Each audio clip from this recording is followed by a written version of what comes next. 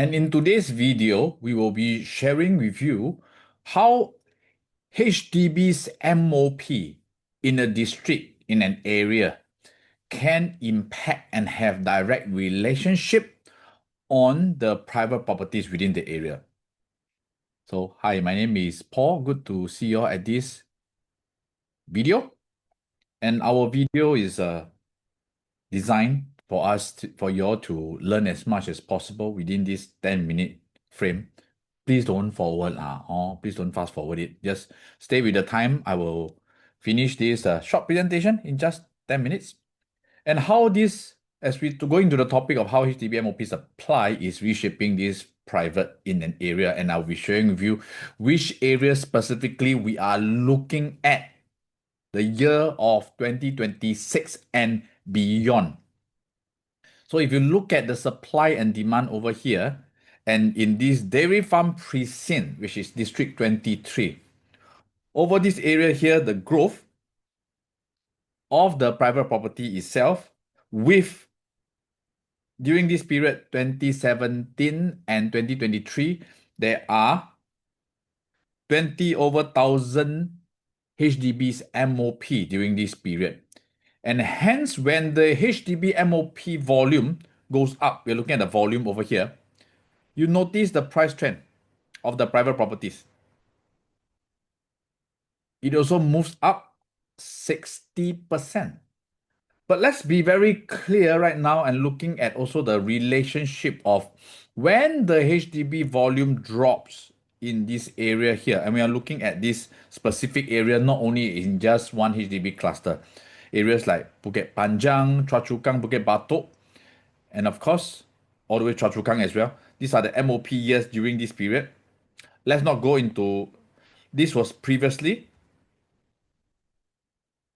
at 2017 to 2023. And so we move forward right now to 2024, 2025, this period where there's only 4,000 MOP. And you realize here, the private property did have a little bit of slowdown because of the lack of units.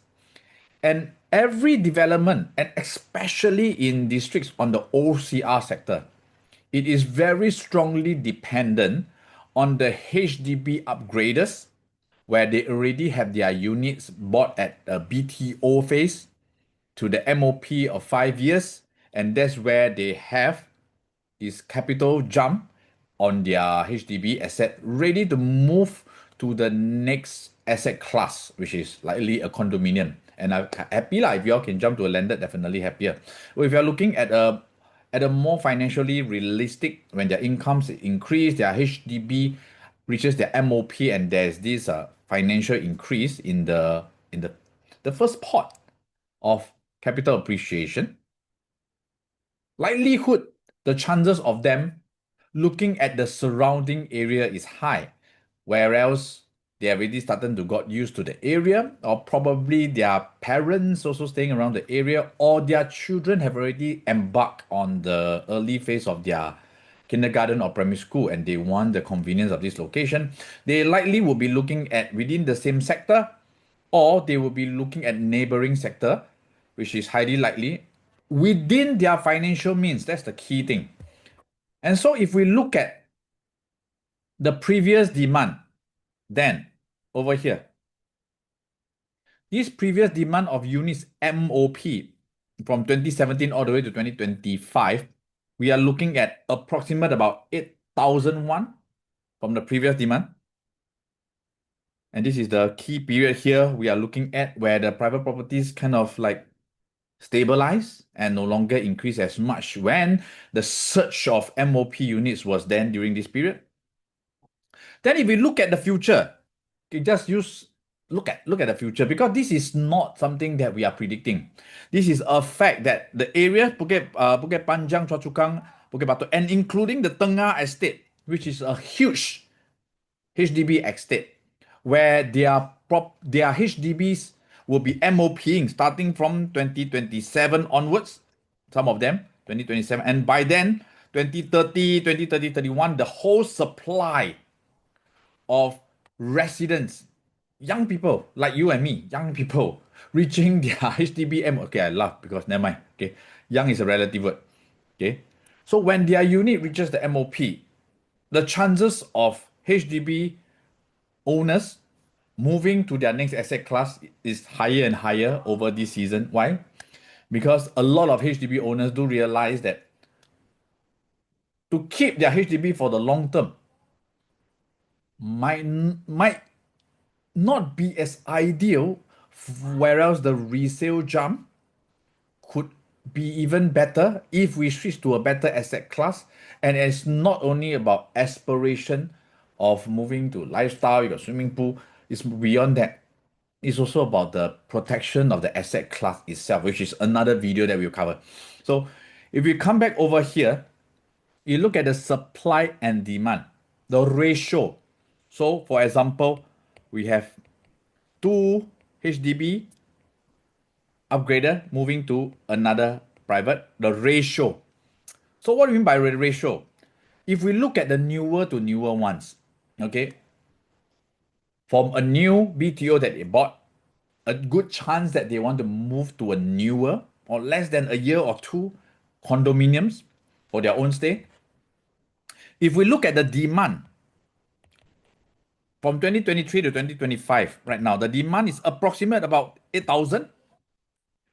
And looking at the supply within this area, let's say District 20, just District 23 itself, the supply of the units by then, okay, from last year and this year, TOP units in total, the research we have done is about only 3,003.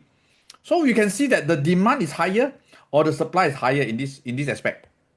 Usually it's higher, but doesn't mean that everybody will upgrade. Okay, some maybe move to landed, or some maybe continue to stay put and it's fine.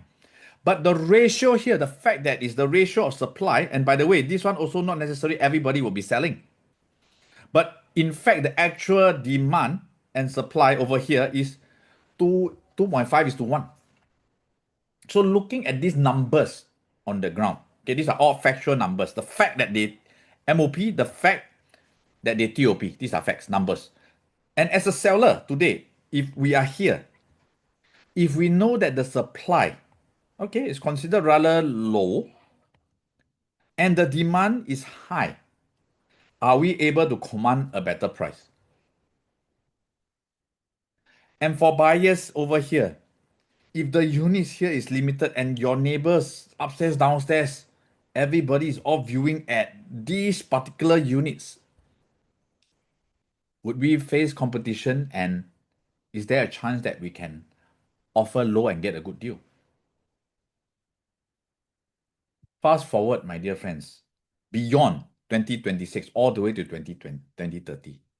Did you know that the units in the Western sector MOPing reaching up to 18,000 units? However, the supply by then of TOP units 2027 and beyond. You do the maths, my dear friends. The ratio is huge. The ratio is huge, but the new supply is less. Okay, and we are talking about new to new, my dear friends. And if the demands continue to go up in the next 5 years and the shortage of newer units today, if you are the buyer, lesser units for sale, would you want to buy quickly or wait? But as a seller, my dear friends, imagine if you are selling your unit and your open house can fetch up to, I don't know, 10 viewers per weekend. Would you feel more confident that you want to establish a higher selling price because your neighbors are also doing so? So a quick summary of what will be happening in the next years to come. When the ratio is small, do you wait longer? Because when you want to exit, the ratio becomes higher. Imagine the kind of premium that you can be expecting to command to exit. Today is 2026, my dear friends. With all these numbers in hand, make a sound decision, because Every family situation is different. It is still very important to speak to a qualified consultant to better understand your needs and to assess your risk in when you are deciding for your next property move. My name is Paul, always putting people above property. Whatever I share with you, these are all concepts and ideas for you to take advantage. But as mentioned, every family is different. We always want to understand the people behind the property decision. What season are you at right now in your life, so that when we understand your situation better, we can share with you what are the risks involved and what are the various options you can explore. And with that, I look forward to see you in person or over a Zoom where I can better understand your needs so that we align to help you journey on your property progression. See you.